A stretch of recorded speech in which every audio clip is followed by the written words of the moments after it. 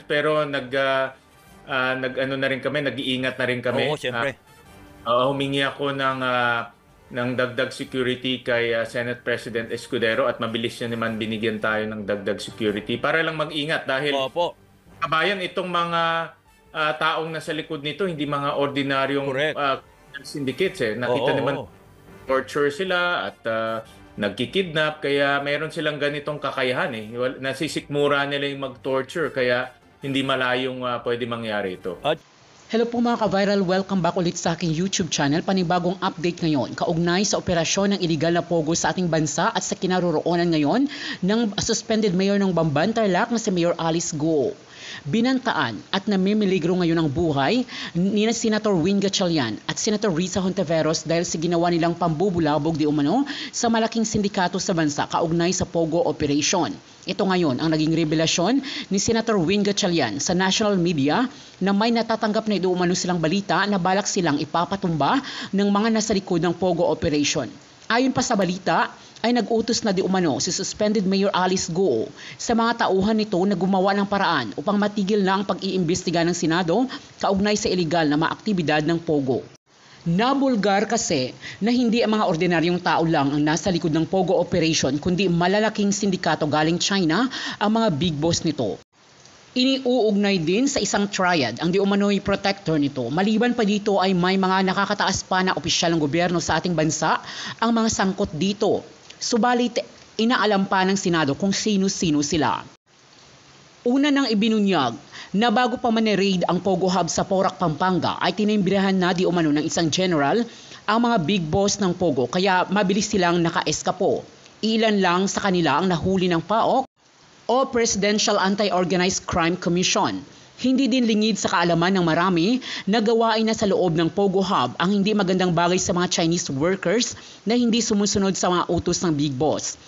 At may mga balita pa na yung ibang mga Chinese ay hindi na nakakauwi sa kanilang bansa dahil dito na sila pinatumba at pinasemento pa di umano. Ito'y base sa pahayag ng isang vlogger at attorney na may mga impormasyon sa mga nangyayari sa loob ng Pogo Hub.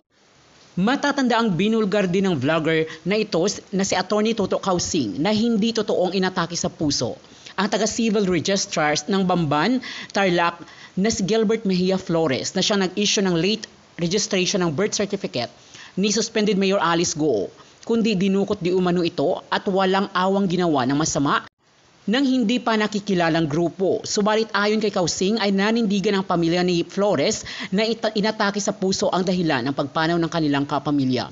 Isa pang personalidad na di umano'y pinatumba din ay ang construction engineer na pumirma sa plano ng Pogo Building sa Bamban, Tarlac at siya ay si GM Torla na ayon kay Toto Kausing ay pinatahimik din dahil marami itong alam sa mga secret tunnel sa Pogo. Subalit pinalabas din na pumanaw dahil sa inatake sa puso. Pati ang matapang na broadcaster na si Kap Percy Lapid na tinambangan noong 2022 ay maaring may kaugnayan din sa Pogo ang sanhi ng galit sa kanya dahil lumitaw na isa siya sa mga nagbulgar ng malalaking personalidad sa gobyerno na sangkot sa operasyon ng Pogo. Kung kaya talagang hindi basta-basta na mga sangkot ang binubulabog ngayon ni na Senator Win Gatchalian at Senator Risa Hontiveros kung saan isa sa suspended Mayor Alice Guo ang sangkot sa ngayon na tinakasan ang mga patong-patong na mga kaso na isinampa laban sa kanya at ang 6 na iba pa kaugnay sa Pogo operation sa bansa at sa kanyang tunay na pagkatao. Pero yung Alice in Wonderland, yung sungaling na si Alice in Wonderland, nawawala. Nako, mabuti pa, kumustahin nga natin ang mga update na yan. Mula dito kay Senator Sherwin Gatchalian. Magandang umaga po, Senator Sherwin. Good morning, George. Magandang umaga sa ating mga tagapakinig. Salamat po sa magpapaunlak, Senator. Nagpadala po ng isinilbi po mga warrant of arrest ng inyo pong Senado, Senator Sherwin. Wala naman po, hindi naman po nakita yung mga main anchor nung mga pangyayari diyan sa Pogo at sa Bamban, Senator. Well, George, obviously na nagtatago sila itong mga taong to dahil buong bayan, buong bansa alam na merong arrest order na para sa kanila. Particularly si Guo Huaping aka Alice Guo at ang kanyang mga kapatid. Pero hanggat ngayon hindi sila mahanap sa mga registered addresses nila. Mhm. Kausap ko kahapon yung aming security office at na-serve naman yung mga arrest order kaso lang nga walang mga tao Mhm. doon sa Ah, mga lugar nila. Senator, marami po ang nagsasabi, naglalabas na ng haka-haka ngayon na wala na raw sa bansa, posibleng wala na raw sa bansa at nag-backdoor exit itong sina Gu Huaping. Hindi sila makakadaan ng ating mga airports dahil mayroon ng hold departure order. Dahil nga dito sa arrest order, pinalitan yung status ng kanilang Bureau of Immigration status. At kaya ngayon, hindi sila makakaalis ng ating mga paliparan dahil nga meron ng hold departure order. Ngayon, yun sa backdoor, wala po akong impormasyon na ganyan. Mhm. Pati po pala yung mga kapatid, nagsasabi mga kapatid nitong si Alice, Senator Sherwin, nakasama sa mga pagpaparesto. Bukod po sa sinasabing pag-aabuso nila sa late registration scheme, ano po kaya ang mabigat nilang kasalanan? Bakit sila kinakailangan pa aresto? Una, dahil inibitahan sila ilang beses para dumalo sa pagdinig at para magbigay linaw sa mga pangyayari, itong mga kapatid niya ay nasa registration rin ng mga korporasyon. Particularly si Sheila Guo, ang pangalan niya ay nasa ilan sa mga Guo-related family businesses. At isa sa mga gusto natin malaman ay yung mga relasyon at itong mga transaksyon nila. Lalo na lumabas na yung AMLAC report kung saan nagsasabi nga may money laundering involved, no, dito sa Pogo. Kaya inibitahan natin sila pero binaliwala nila yung imbitasyon. At pag binabaliwala po yung imbitasyon ng Senado, wala pong ibang paraan ng Senado kung hindi mag-issue ng arrest order. Mhm. Pero yun nga po, bagamat sinasabing member sila ng mga illegal corporation na ito, meron na rin po bang direktang makakapagpatunay na sila talagang hands-on din sa mga operasyon ng mga illegal pogo na ito, Senator? Yan ang aming gustong malaman dahil nga may pagdinig at Yes. dahil hindi nga sila pumupunta, hindi rin namin malaman kung Mhm. ano ba yung kanilang partisipasyon. Yung mga ganitong pagdinig, ang importante ho dito ay marinig yung iyong panig at binibigyan ng pagkakataon yung mga resource person para magbigay ng kanilang nalalaman. Yan po ang talagang objective nitong pagdinig. Mabigyan ka ng pagkakataon na sabihin mo kung ano yung nalalaman mo at kung wala naman, masabi mo rin.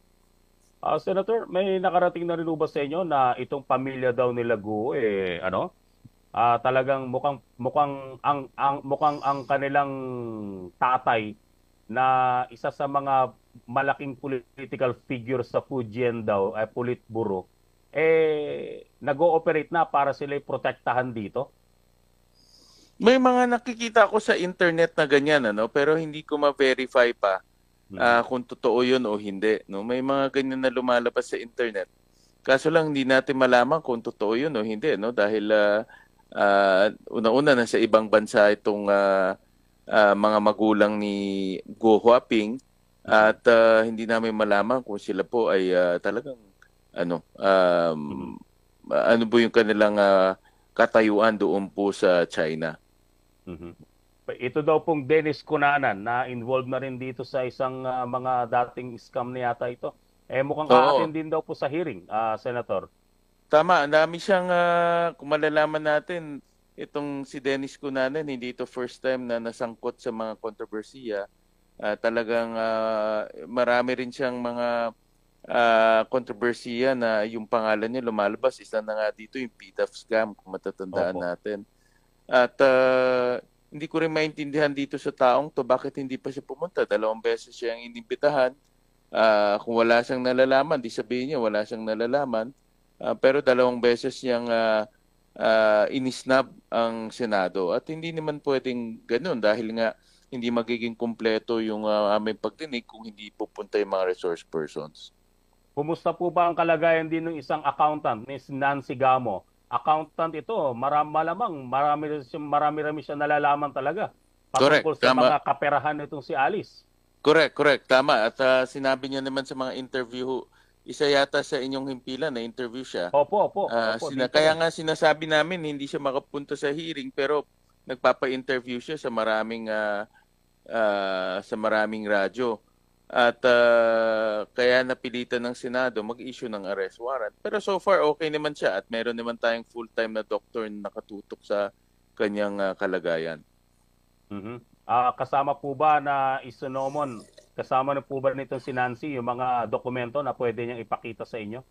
No, kasama na ho yan. At kaya nga ang payo namin sa kanya, magsabi lang ng totoo kung ano nalalaman niya. Dahil gusto rin natin malaman ng katotohanan. Ayun, yung pang isang ano doon. Tsaka ang vital din doon, kung sino ba talaga mga nakikinabang ngayon dito sa mga sinasabing yaman nitong si Guo. Oo, tama ho 'yan. At kaya nga tuloy-tuloy pa itong aming investigasyon dahil una yung AMLAC case kakalabas lang at yan ay medyo makapal no yung kanilang i-final at hinihimay pa namin isa-isa itong AMLAC report. Yun hong mga abogado, yung law firm, definitely may imbitahan din po. Parang lumalabas po kasi na parang itinatago daw nila itong si Go Waping. Hindi ko lang alam kung ano ang papel na ginagampanan ng kanyang abogado dito sa paghahanap kay Go Huaping pero bilang abogado at bilang taga patupad ng batas, magandang payuhan niya yung kliyente niya na mag-surrender nilang voluntarily.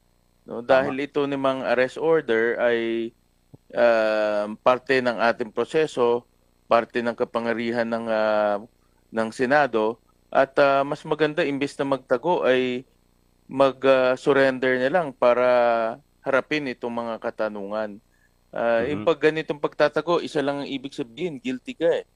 Tama. Wala ka naman tinatago, pwede ka naman humarap.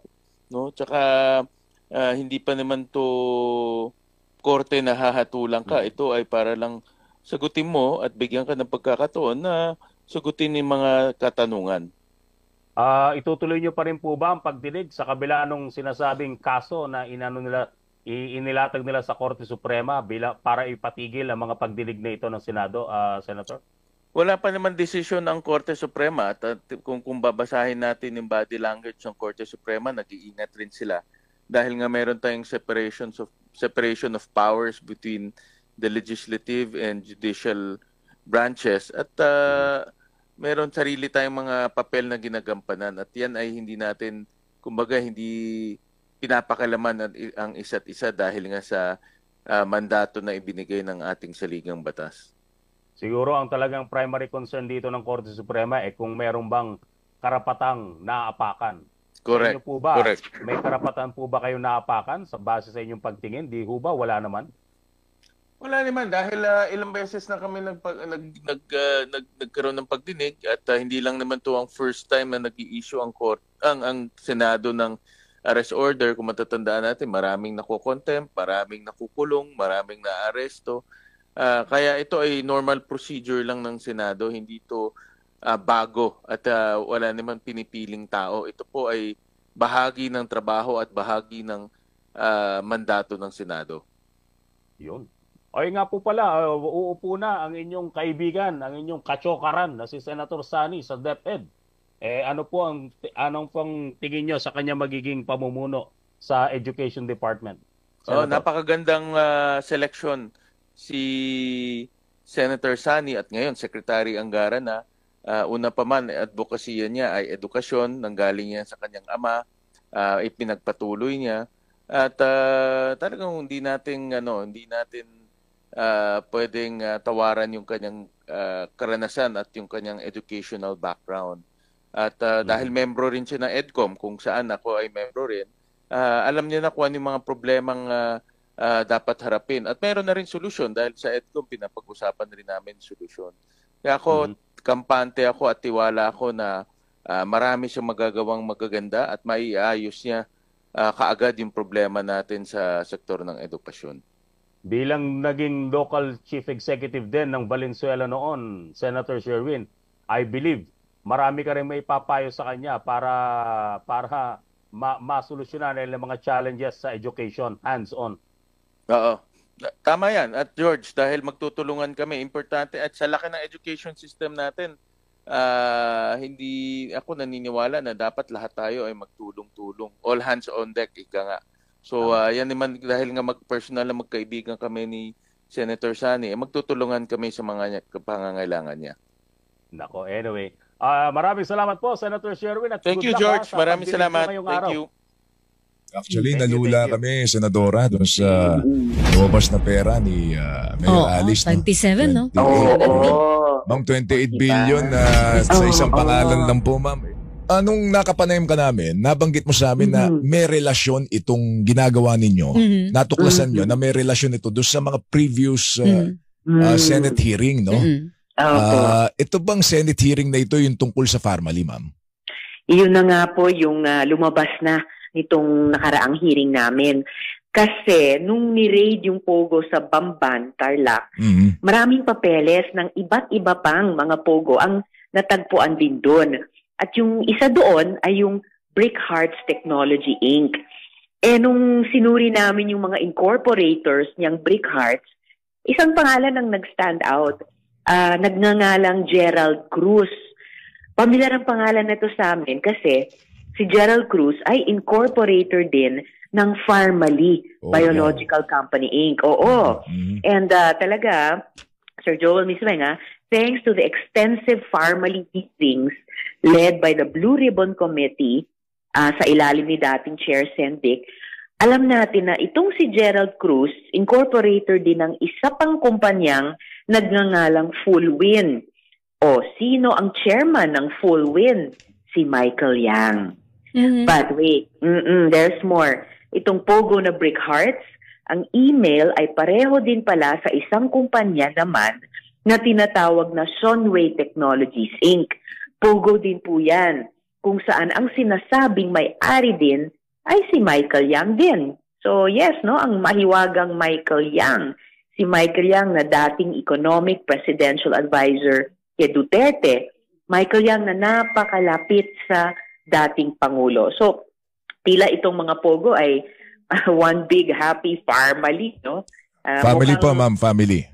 Family. Tip of the iceberg. Ma'am, ito si Michael Yang. Yan din po yung pinapa-aresto ng Kamara sa dahil hindi uma-attend sa drugs hearing. Oo nga. Tama kayo, Miss Weng. Tama. Okay. Ma'am, ano ang relasyon dito? Kasi parang sinasabi ninyo, parang baka magduktong ito kay dating Pangulong Duterte. Well, yun na nga po. Kung mapatunayan po namin patuloy na kasangkot si Michael Yang dito pati sa iniimbestiga nating mga ugat ng problema natin sa Pogo, alam nga natin na dati siyang economic presidential advisor kay Duterte, napakalapit niya sa dating Pangulo. So, iniisip po namin, baka yung nabitin noon na investigasyon sa Pharmally na i-establish yung connection pati ni Duterte dyan, baka dito sa Pogo ay ma-establish po namin. Medyo lumalalim ito, ma'am. Parang baka sabihin naman ng taong bayan, parang hindi na ba matitigil, hindi mahihinto, parang walang period. Sa tingin nyo hanggang kailan patatakbo itong investigasyon po ng Senado? Well, mukhang marami-rami pang kabanata ang Pogo fiasco na ito. But hopefully, ilan na lamang hearing ay sa wakas maisasara na namin. Actually, itong misweng 4 na taong investigasyon ng Senate Committee on Women laban sa Pogo. Kasi nagsimula yan sa Pogo-related prostitution. Yes. Naging illegal recruitment and detention.